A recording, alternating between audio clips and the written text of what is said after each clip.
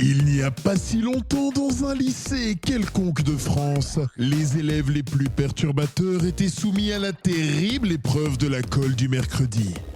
Une sanction disciplinaire ayant pour but de gâcher leur après-midi de repos afin de réfléchir sur leurs actes répréhensibles. Lors de ce supplice, certains élèves ont décidé de monter une sorte de club et de s'y retrouver chaque semaine.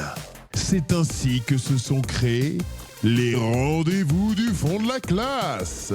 Bonjour et bienvenue dans les rendez-vous du fond de la classe, le podcast des élèves qui vont pas beaucoup bronzer dans la salle de colle, évidemment. Salut! Aujourd'hui, on est le 10 juin. Ce même jour, en 1988, le groupe Pink Floyd faisait son premier concert européen au stade de la Beaujoire à Nantes. En 1999, Eli Kaku nous quittait et c'est la journée mondiale de l'art nouveau. Nous, notre art, c'est de se retrouver chaque semaine en salle de colle. Et aujourd'hui, moi, je suis là car j'ai modifié les notes de Monsieur Ferrin, le prof d'histoire. Et comme il fait que lire ses notes et qu'il les lit à l'oral pendant le cours, il nous a fait un cours de 2 heures sur le mode de vie des hobbits et les tensions géopolitiques avec le Mordor. Il s'en est pas rendu compte. Pas mal. Wow, il est très investi dans ce qu'il vous lit, apparemment. Après, est-ce qu'il y a beaucoup de différences entre la guerre entre le Mordor et les Hobbits et la guerre en Iran? Il a peut-être juste pas remarqué. Je sais pas, je t'avoue qu'il y a peut-être il y a peut-être un sujet à creuser, je sais pas. Il y a peut-être des similitudes. Pourquoi t'as été collée, toi, Emma? Alors, j'ai été collée parce que, après la relecture de l'intégralité des BD de Tintin, j'ai décidé de lancer un concours d'invention d'insultes. Parce que, vraiment, quand même, le capitaine Haddock, quel visionnaire dans les insultes. Je me suis dit que ça devait nous inspirer. Et donc, j'ai lancé un concours d'invention d'insultes avec une grosse récompense à la clé que j'avais promis de donner mes fiches de révision en vue du brevet. Oh là là. Et ça a lancé un déferlement de vulgarité sur l'établissement qui n'a pas plu au personnel de direction. Et comme la principale s'est fait traiter d'ectoplasme, tu fais coller. Ouais. Quand même. Pourtant, c'était pertinent. Hein. Ouais, faut le caler quand même. Moi, j'essaye de relever l'inventivité des élèves et on me bride. Mais ça, c'est très cool, tu vois, parce qu'on a toujours tendance à dire les mêmes insultes et tout, un peu en mode ponctuation, tu vois, automatisme, et de trouver des nouvelles insultes ou des insultes, tu sais, anciennes. Et bien, je trouve que ça nouveau apporte vent un de petit côté. fraîcheur. Mais ouais, et du coup, ça paraît moins insultant. T'es là en mode morte couille, c'est rigolo. Les latins, l'insulte suprême dans la Rome antique, c'était fléau de la jeunesse, et j'aime bien. Bah ouais. Tu vois, il y a un côté, tu peux pas t'énerver quand on t'insulte comme ça. T'es là en mode, déjà, tu réfléchis et t'es en mode, waouh. C'est ça, la personne Et est déjà loin. tu mets un bon point de créativité, Mais quoi. c'est ça. C'est ça. Là, on est en train de dire à tous les élèves qui nous écoutent, vous pouvez insulter si c'est des insultes en latin. Tu sais, déjà, je leur vends le fait de prendre l'option grecque en leur disant, comme vos profs ne savent pas lire le grec, vous pourrez vous écrire des petits mots, ils pourront pas comprendre. Hein, donc. Oh là là, jusqu'où tu vas? Faut venir Je suis une chercher. catastrophe, moi, pour l'éducation nationale. Je suis la cause de l'année. Vraiment. Pilou, pourquoi t'as été collé, toi? Pourquoi j'ai été collé? Vaste question. Ça faisait des mois que je préparais une super blague. J'ai emprunté tout plein de livres sur la ventriloquie pour pouvoir parler fort dans le CDI sans qu'on sache que c'était moi. Sauf qu'une fois la surprise passée, ils ont recoupé mes emprunts au CDI et deviné que c'était moi. Donc, Oh non. après la colle, j'irai parler à la bibliothèque municipale du coup. Ah bah oui, voilà. Faut tester, voir s'ils sont aussi forts qu'au CDI. Oh là là. Et toi, Marion, pourquoi t'as été collé? Alors moi, j'ai voulu lancer un business et couper les cheveux des personnes les plus populaires et faire après des enchères et vendre au plus offrant. Ah ouais. Sauf que j'avoue que commencer en coupant 10 cm des cheveux de Stacy, ça a été pas très très bien vu, quoi. Enfin, j'ai été cramée assez rapidement finalement. Ah, effectivement, ça fait un trou, quoi. Voilà, ouais, j'aurais peut-être dû être un peu moins gourmande. Ah, le business des cheveux, quoi. Tu penses que les gens auraient payé ça cher?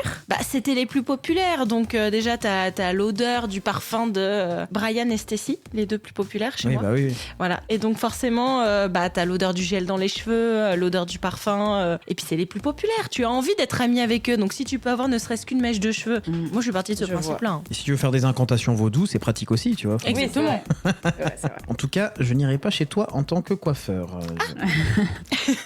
Il y a une On fait 10 orientation à centimètres comme retravailler.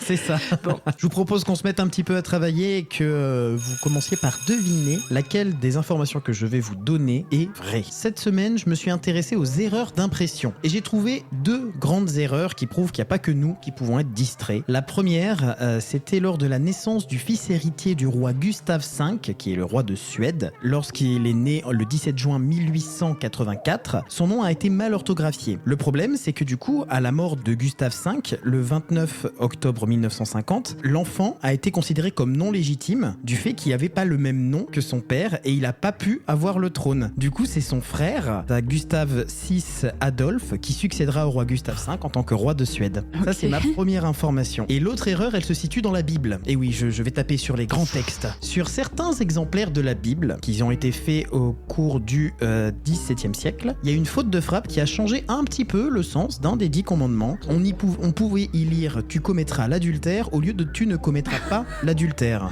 Alors beaucoup des exemplaires qui ont cette faute ont été détruits, mais il en reste encore certains en circulation et qui sont mis de côté et vendus des milliers d'euros aux enchères. Sauf qu'il y a une de ces infos qui est fausse. Le nombre de mecs qui dit à sa femme, mais promis, c'est parce que c'est écrit dans la Bible. Je suis pratiquant, ok ? Je comprends pas, hein, c'est le curé de la commune qui m'a dit lis les écritures, fais comme ce qu'il y a marqué dedans.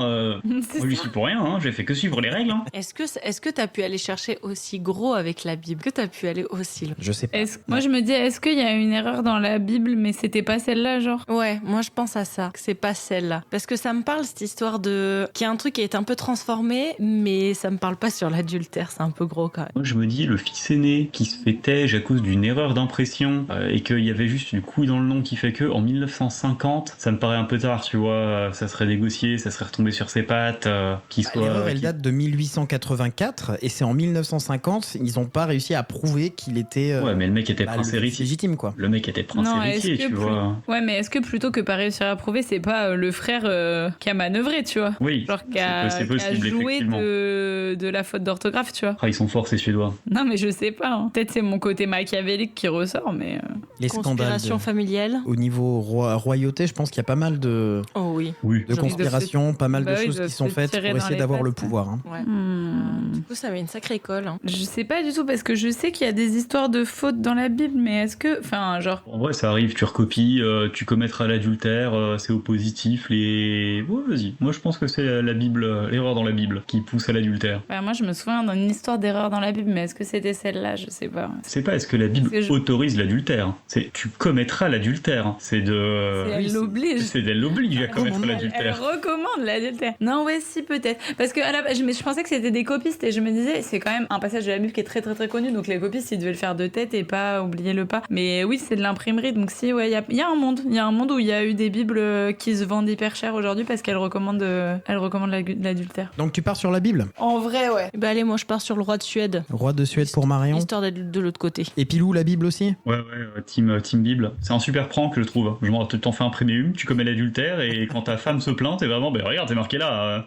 Moi, franchement, je fais comme le Seigneur, il a dit. Hein. Je voulais pas, hein, c'est le Seigneur qui l'a dit. Et c'était effectivement la Bible qui était vraie. Il y a eu une faute de frappe sur certains exemplaires de la Bible. Enfin, un oubli en fait d'un mot. C'est tout bête, mais ça change complètement le sens. Et il y avait tu commettras l'adultère au lieu de tu ne commettras pas l'adultère. Sur l'adultère, ah ouais, putain, je pensais pas. Et oui, effectivement, c'était quand il y avait les impressions. Donc tu devais mettre, je suppose, les lettres caractère par caractère. Il suffisait que tu oublies.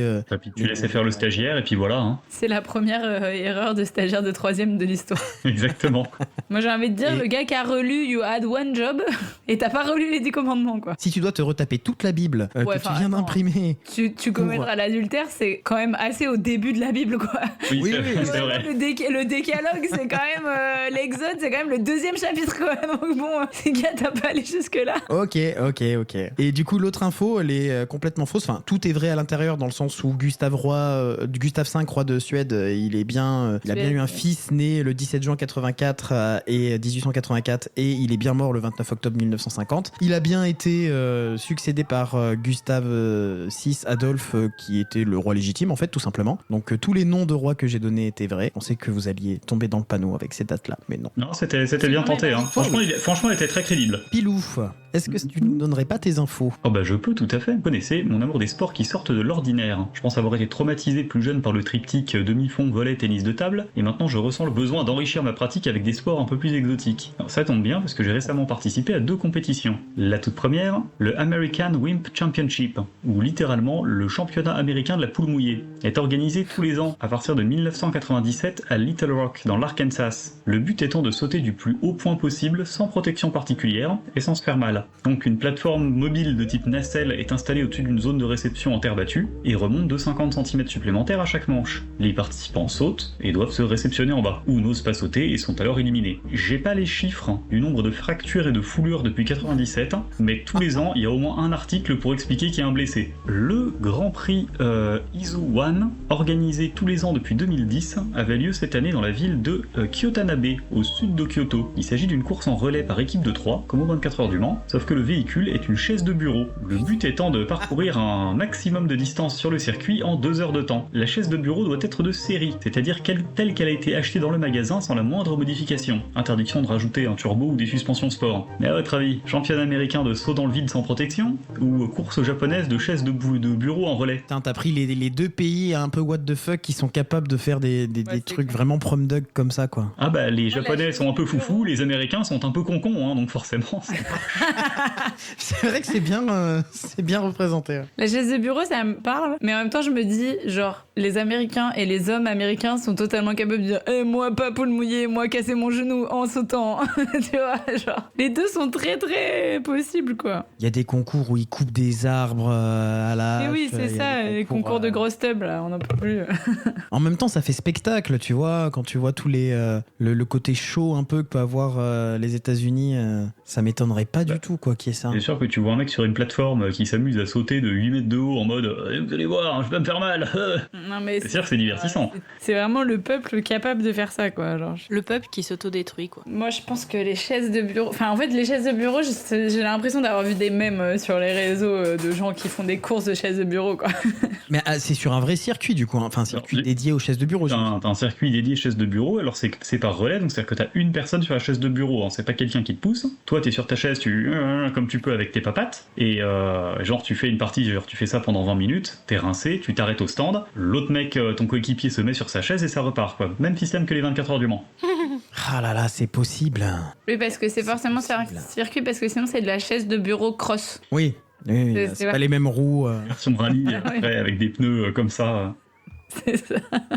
Ah là Est-ce là. que comme dans le rallye, t'as un copilote pour la chaise de bah bureau oui. cross, le mec à côté qui te fait attention, droite 12. Nid de poule à droite. Nid de poule à droite. Je pencherai quand même un peu plus sur les chaises de bureau. J'ai l'impression En d'avoir vrai. vu des mèmes, moi. T'as pas suffisamment confiance dans le peuple de l'Arkansas. Bah, si, j'ai Pour être complètement stupide. confiance, mais, je me dis, il pourrait trouver un truc tout aussi stupide, mais qui demande moins de créer De des plateformes matériel. qui Moyen. montent, tout ça, tu vois. Courir sur des bottes de foin.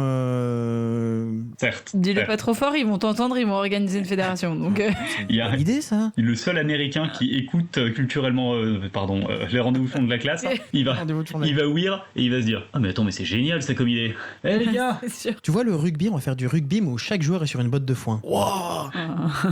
Et la balle ça va être une grenade. Non, ouais, je pencherais sur la course de siège auto, de siège de bureau. Ça, c'est la deuxième manche. Donc une chaise de bureau pour Pour Andreas. départager ça. Moi, je ouais, dis siège de bureau aussi. Enfin, Ouais, chaise de pareil. bureau. Mais Trois surtout chaises que si tu mets les enfants sur des trotteurs, tu peux faire des baby chaises de bureau rallye, quoi. Ouais, t'as des catégories d'âge après. Donc, note à moi-même, Andrés, tu ne garderas jamais Adélaïde, d'accord? Oh, mais je l'entraîne pour la compétition. Non, laisse ma fille tranquille. Tu rêves pas d'avoir une fille championne du monde? Eh bien écoutez, verdict. on a 3 chaises de bureau par ici, vous êtes 3 dans le juste. C'est effectivement la compétition de chaises de bureau qui existe bel et bien, et la compétition de saut dans le vide, voilà, est sortie de mon esprit malade.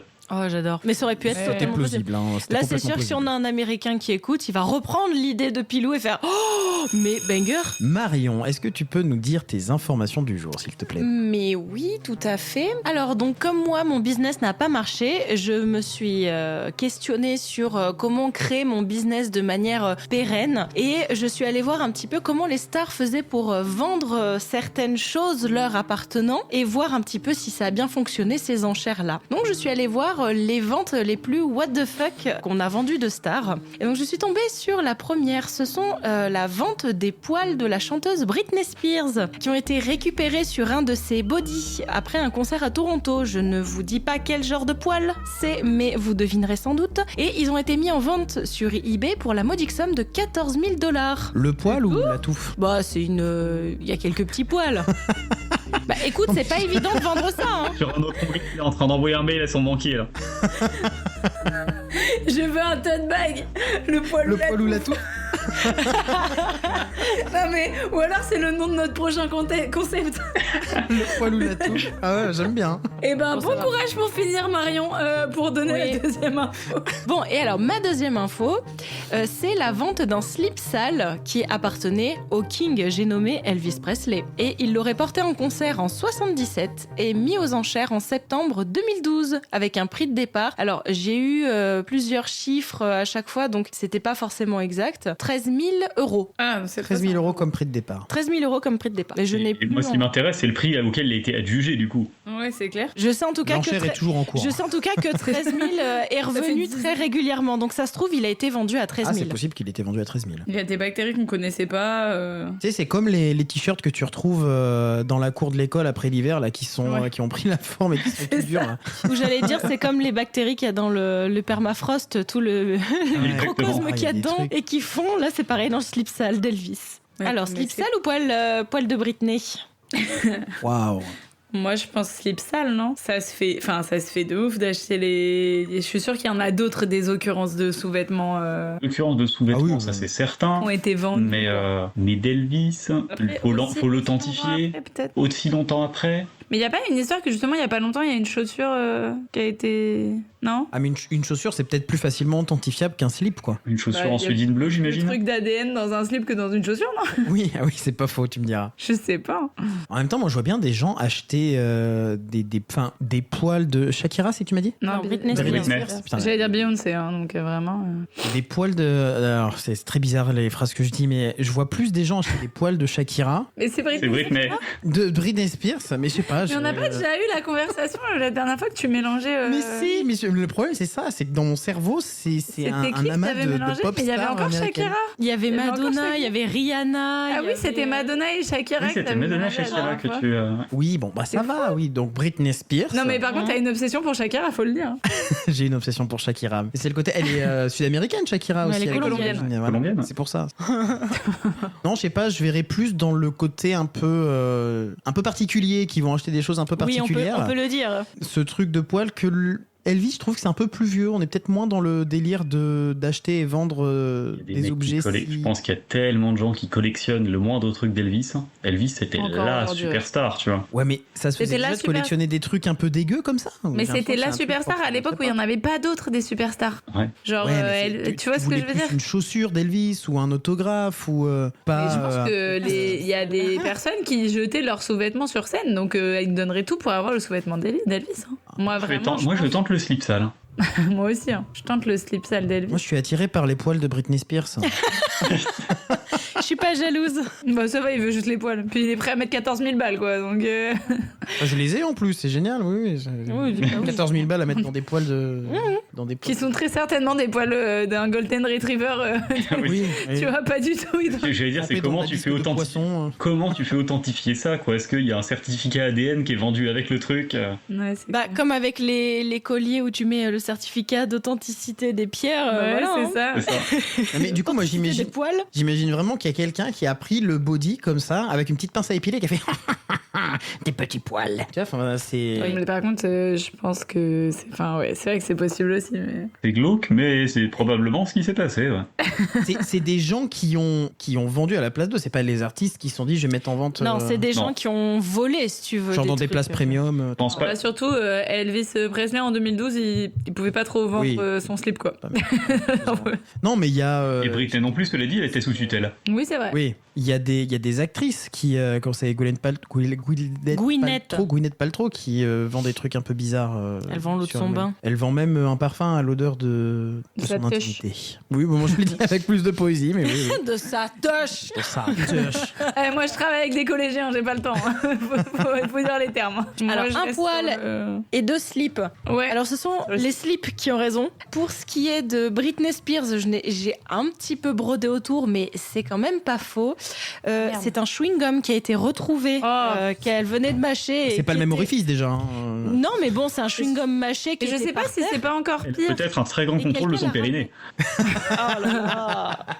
Mais c'est peut-être immonde. encore pire parce que, tu sais, les poils, tu fais pas exprès de les perdre, tu vois. Ouais. Mais le chewing-gum, si elle l'a craché par terre, tu vois, c'est. Ah non. Et c'est vraiment quelqu'un, alors je sais pas si c'est Mais un comment tu vigile sais ou que quoi. c'est elle Ça se trouve, c'est le chewing-gum Mais en de plus, c'est ça, René, le alors- régisseur. Alors après, tu sais pas, mais en tout cas, c'est quelqu'un qui bossait sur le concert avec elle qui a chopé le chewing-gum qui lui appartenait. Culé. Et pour ce qui est du slip sale, eh bien, figurez-vous, je ne vous ai pas dit toutes les infos, donc ça a été mis aux enchères en 2012 avec un prix de départ. Alors du coup, suivant les sites, c'était 8 700 € ou 13 000 €. Ils n'arrivaient pas trop à se mettre d'accord alors que j'ai regardé une dizaine de sites. Et en fait, ils n'ont jamais trouvé d'acheteur. Pour le Alors slip ouais, en fait, c'est le pour ça qu'il slip... n'y a pas de prix de vente. En fait, le slip était du coup dans un cadre authentifié Elvis Presley. Je vous jure, la couleur du slip, ça donne pas envie. Hein. En même temps, le slip, il a C'est- 50 verges. Hein. Slip blanc de base. Alors, c'est le slip blanc, mais vous voyez vraiment le... Alors, pas slip, mais plus ce shorty blanc, là. Vous voyez ces grosses Ouais, le culottes boxer, là, genre. qu'ils avaient. Ouais. Tu vois le coussin de chez tes grands-parents là que t'as oublié là qui est tout orange. Ouais. Voilà. T'es bah. vieux, comme les vieux oreillers. Et ben, franchement, là, en termes de couleur, horrible. Donc, Ah ouais. oui. Toi, t'as Donc, tapé, mais slip, oui. t'as tapé slip Elvis Presley sur Google Images, toi. Non, j'ai tapé slip vendu aux enchères Elvis Presley. Mais j'ai pas eu besoin d'aller sur Google Images pour une fois. Ah, Et mais en c'est fait- hardcore, mais il a fait quoi? Parce que. enfin, Il s'est chié dessus. c'est pas en fait, normal. c'est après, Bah ouais, c'est mais après non. l'avoir porté en concert, donc je suppose, je suppute et j'espère qu'il y avait que de la transpiration qui a jauni la culotte à force. Il y a- Non mais et- alors c'est je surtout suis que ça aurait sur été une un image- slip, je sais pas, un slip paillette ou un truc Il comme est ça. moche, machin, en mais là il plus. est moche. Mais Je il suis est sur une image, il y a encadré. marqué un déhanché qui laisse des traces. Voilà. Oh. En tout cas, j'adore le slogan. Et par Ah. contre, comme ça n'a pas marché, en 2021, si je dis pas de bêtises, et ils ont vendu par contre une touffe de cheveux à Elvis Presley pour la Non, modique une somme. touche de cheveux d'Elvis Presley. J'ai dit quoi? Ah, Ah, Elvis. Elvis Presley. Ah non. Il a pas Non, racheté non, ses non, propres non. cheveux. Non, d'Elvis Presley, pardon, 72 000 $. En gros, Ouais. 60 000 € pour avoir En fait, une touffe de cheveux de la vendre star. ce que tu veux aux enchères quoi. Mais oui, complètement. Ouais, ouais, ils ont. Il faut trouver un acheteur, mais tu peux vendre ce que tu veux aux enchères, ça. Mais il y a Franchement. des pigeons. Emma, donne-nous tes infos s'il te plaît. Alors, après le concours d'invention d'insultes au collège, je me suis repenchée sur ce domaine de la langue française que j'adore, à savoir les expressions idiomatiques et leurs origines. Et du coup, bah, il y a deux expressions qu'on utilise quand même très très régulièrement, dont je me suis penchée sur d'où elles venaient. La première, c'est l'expression avoir la dalle, qui signifie bien sûr avoir faim. Avoir faim. Et en fait, il se trouve que ça vient... Alors, je ne parle pas le scandinave ancien, donc je vais prononcer comme ça s'écrit. Nul. Je me fais rembourser. Donc ça vient du mot daléa, qui donc en scandinave ancien désignait un tuyau creux, c'est-à-dire en gros une gouttière ou encore le trou du lavabo par exemple, le tuyau pour écouler de l'eau. Et donc en gros il y a cette idée de truc qui sert à faire que l'eau s'écoule. Et figurez-vous que en France, la daléa qui en scandinave voulait dire la gouttière, au Moyen-Âge c'est devenu la daléa qui désignait l'œsophage, parce que la gorge, l'œsophage c'est comme une gouttière quoi, c'est comme un tuyau creux dans lequel le liquide s'écoule. Et au XIVe siècle, donc à la fin du Moyen-Âge, on trouvait ça inspirant d'utiliser le mot dalle comme argot pour l'œsophage, la gorge, et on a créé l'expression avoir la dalle en pente pour désigner quelqu'un qui buvait beaucoup d'alcool et qui buvait facilement. Et donc finalement, le temps passant avec les siècles, on a simplement gardé on a la dalle pour dire que voilà, la nourriture coule bien, enfin qu'on a faim et que c'est facile pour nous de manger. Première origine. Et deuxième origine d'une expression que j'aime beaucoup, toujours sur le thème de la faim, c'est avoir l'estomac dans les talons, qui veut aussi dire qu'on a faim. Pourquoi est-ce qu'on aurait l'estomac dans les talons et pas sous les pieds, dans les genoux, dans les hanches ou que sais-je? L'expression, elle vient du jargon de la cordonnerie, très surprenant, hein. Et en fait, comme les cordonniers travaillaient la plupart du temps à réparer des semelles de chaussures, ils tapaient, clouaient, j'ai envie de dire un peu peu maltraité cette partie de la chaussure toute la journée. Et ce travail du cordonnier sur le talon des chaussures a été assimilé au fait de se prendre des coups, au fait d'avoir mal. Or, comme lorsqu'on a très très très très faim, bah on peut avoir la sensation d'avoir un peu des coups dans le ventre, en tout cas d'avoir très très mal au ventre. Bah c'est de là qu'est venue l'expression avoir l'estomac dans les talons. Donc avoir l'estomac dans la partie de la chaussure qui était tapée, un peu maltraitée par les cordonniers. Voilà, sur mes deux origines d'expression idiomatique. Alors, d'après vous, laquelle est la vraie, laquelle est la fausse? Dans tous les cas, je vais garder la vieille expression oh ben elle a la dalle en pente, parce que je trouve vraiment ça très très mignon et très imagé.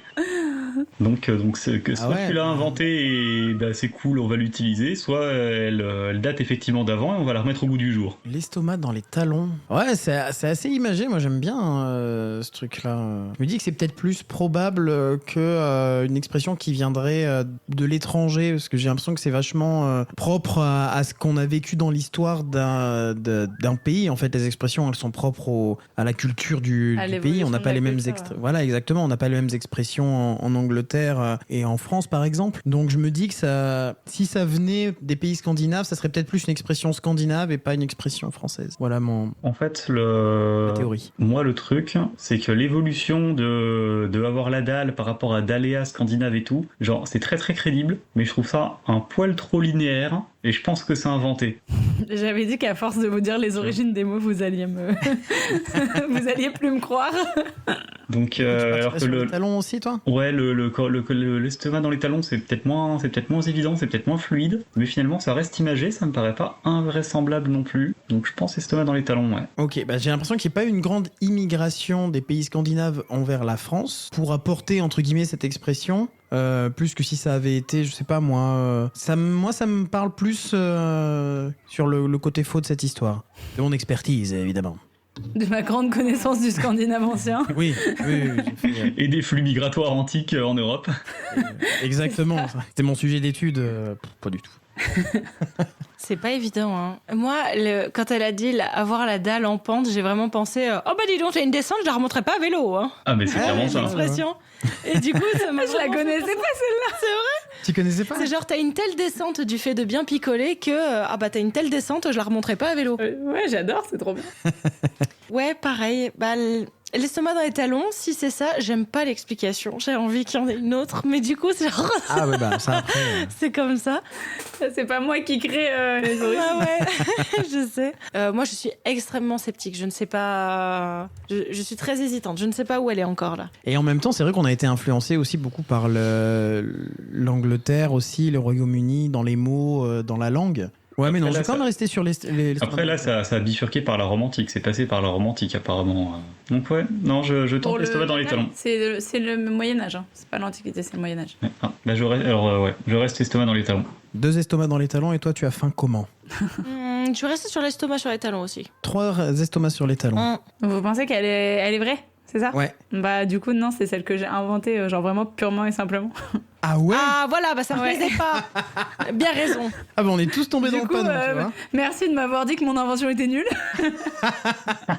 Non, en fait, c'est trop nul d'avoir les estomacs dans les talons. On n'a pas d'explication. Genre, j'ai cherché sur plein de sites un peu d'étymologie, de linguistique et tout, et juste on sait que Huysmans l'utilise à la fin du 19e et sous la forme, il avait l'estomac au talon, mais il n'y a pas genre pourquoi le talon plutôt que le pied, plutôt que le genou. Il n'y a pas d'explication. Donc vraiment, je me suis dit que cette expression manquait d'une explication et qu'il fallait que je la crée. Mais donc voilà. Très bien. Et du coup, non, j'ai pas inventé avoir la dalle en pente. Ça existe vraiment pour dire que. Mais du coup, c'est rigolo parce que ça a évolué de quelqu'un qui boit facilement à j'ai la dalle, c'est j'ai faim, c'est pas j'arrive à manger beaucoup, c'est j'ai pas de nourriture. Donc il y a eu une évolution du sens. Et ça vient bien de Daléa, le tuyau. Du coup, franchement, je propose qu'on adopte mon explication de l'expression, non? Parce que il y en a pas. Oui, c'est très bien. Donc, ça me paraît légitime. Même si Marion la trouve nulle. En tout cas, elle est très bien expliquée. Enfin, la manière dont tu l'as amenée, tu vois, c'était crédible parce qu'on est tous tombés dedans. C'est juste l'explication où j'étais je suis déçue, je m'attendais autre chose, tu vois. Du coup, le fait que t'aies mis ça, bah, c'est hyper cohérent et je suis sûre que si tu le dis à tes élèves, ils vont le rebalancer. Ouais, alors laisse ton main dans les talons, c'est par rapport. Comment la diffusion d'une fake news. C'est clair. Quoi, on fait de la sensibilisation fake news? Non, on en répand. En Tu peux demander à Trump de le tweeter, c'est de bon. ne pas dire de fake news. C'est ça. Sur ces belles paroles, je pense qu'on va se laisser et se donner rendez-vous la semaine prochaine pour un nouvel épisode. Et si vous voulez nous réécouter parce qu'on vous manque déjà, vous pouvez retrouver les épisodes précédents sur Deezer, Spotify, Apple Podcast, sur gnagnagnaproduction.com, rubrique podcast. Et on est aussi sur Instagram si vous voulez partager des choses avec nous. On vous répondra avec grand plaisir. En attendant, n'oubliez pas, ne croyez pas tout ce qu'on vous dit. Vérifiez les infos, c'est mieux que de tomber dans le panneau. Allez, salut! Bye bye. Bye. Vous voulez vous aussi être au rendez-vous? Alors retenez bien, chaque mercredi, durant toute l'année scolaire, c'est l'heure des rendez-vous du fond de la classe. Un podcast. Production.